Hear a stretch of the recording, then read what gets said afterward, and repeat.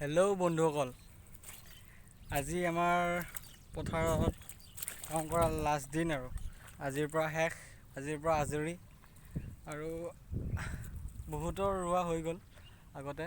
আজি আমি লাষ্ট ৰুলোঁ, ৰোৱাৰ কামটো শেষ হ'ল আৰু তাৰপিছত এতিয়া লাহে লাহে সাৰ মাৰিব লাগিব পোকাৰ কাৰণে।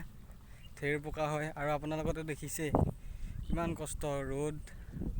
ৰ'দত খেতিয়কসকলে কেনেকৈ কষ্ট কৰে। ৰ'দ বৰষুণ এইবিলাক অনুভৱ নকৰি ৰ'দে বতাহে বৰষুণে কিমান কষ্ট কৰে। সেইকাৰণে খেতিয়কসকলক অলপ ছাপোৰ্ট কৰিব লাগে, সহায় কৰিব লাগে চৰকাৰৰ পৰা যিমান পাৰে।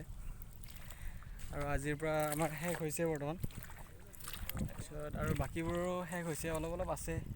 এই আৰু ৰোৱনীবোৰে ৰুই আছে, সিহঁতৰো আজিৰ পৰা শেষ হ'ব। আৰু আপোনালোকক আকৌ লগ পাম নেক্সট ভিডিঅ'ত, যেতিয়া ধান হ'ব আৰু ধান হোৱাৰ দৃশ্যটো এবাৰ দেখাম। সোণোৱালী পথাৰত সৰু সৰু আলিৰ মাজেৰে আপোনালোকক দেখুৱাম সোণালী ধানৰ দৃশ্য। আৰু পিছত ধান কটাৰ সময়ত আকৌ লগ পাম আপোনালোকক। তেতিয়াহ'লে আজিৰ পৰা বিদায় বন্ধুসকল, বাই।